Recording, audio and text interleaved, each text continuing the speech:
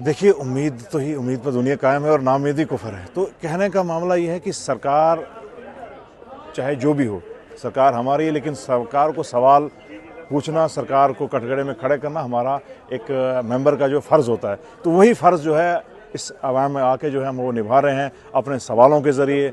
मैंने बेशतर जितने भी सवाल लगाए हैं वो अवामी लोगों के लिए, खासकर आप देखेंगे कि चाहे मेरा इलाके, अब मैं रामबन की बात करूं अगर, तो रामबन में आप चाहे टूरिज़्म की बात करें, चाहे वहाँ पर आपका इंफ्रास्ट्रक्चर की बात करें, चाहे जितने भी जो लोग जो अफेक्टेड हुए थे, आप देखेंगे पनौद के लोग थे, डलवास के लोग जिनकी जो उनका लैंडस्लाइड के ज़रिए अफेक्टेड हुए थे, उन हर एक शोबे पर जो है हमने टच किया है और सरकार से सवाल पूछें। और आस्ता आस्ता आपको मालूम होगा कि असेंबली का प्रोसीजर होता है, तो हर दिन तो सारे सवाल नहीं लगते हैं, एक एक करके जो है हमारे सवाल लग रहे हैं और एक एक करके उनका जवाब भी मिलते जा रहा है। लेकिन जवाबों से हम संतुष्ट नहीं हैं और उसका सारा जो है जिम्मेवार आज मौजूदा सरकार नहीं है।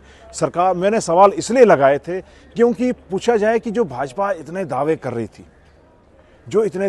थी कि जनाब 370 ख़त्म हुआ तो ये हो गया। अगर 370 ख़त्म हो गया और यूटी बनाने के अगर इतने फ़ायदे थे तो मेरे तो ये मसले सारे ख़त्म होने चाहिए थे। वहाँ पर डेली वेजरों का भी मसला ख़त्म होना चाहिए था, वहाँ पर जितने ये टूरिज़्म का भी मसला हल होना चाहिए था, वहाँ पर स्कूल इंफ्रास्ट्रक्चर भी अच्छा होना चाहिए था, वहाँ पर टीचर भी होने चाहिए थे, मेरे वहाँ पर यूनिवर्सिटी भी होनी चाहिए थी, सब कुछ होना। लेकिन ऐसा कुछ नहीं है ना, डेली वेयर भी वहीं खड़ा है। अब सवाल हमसे पूछे जा रहे हैं कि जनाब आप 3 महीने में आपने कुछ नहीं किया। अरे सरकार, जनाबे वाला 2 दिन तो हैं, कल तो बिजनेस रूल कैबिनेट पास कर रही है, आज तो बिजनेस रूल एलजी के पास पहुंचा होगा, वहां से आएगा, उसके बाद तो क्लियर होगा ना। इस जो निज़ाम बनाने वाला, जो ड्यूअल सिस्टम बनाया था, वो किसने बनाया?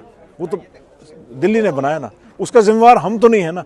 अब आस्ता आस्ता जो है उमर साहब पर हमें उम्मीदें हैं, इस सरकार से उम्मीदें और लोगों को हमें खासकर हमें उम्मीदें हैं। और मुझे लगता है यही एक आज की डेट में जो है एक पावरफुल इंस्टीट्यूशन बचा है इस जम्मू कश्मीर में। मैं आपको ये बता दूं, जो लोग कह रहे हैं ना कि ये यूटी असेंबली है, फलाना है, लेकिन अगर पूरी जम्मू कश्मीर में कोई सबसे पावरफुल कोई अगर इंस्टीट्यूशन है तो वो हमारी असेंबली है। ये मुकद्दस ऐवान है, डेमोक्रेसी का मंदिर है और इसी मंदिर से जो है मुझे लगता है लोगों को प्रसाद भी मिलेगा और लोगों को जो है इंसाफ भी मिलेगा, यहीं से होगा। क्योंकि बाकी जगह पर आप देखेंगे तो वहाँ पर उस हालात उस तरीके के नहीं हैं जैसे होने चाहिए थे। जनाब वाला, थैंक यू।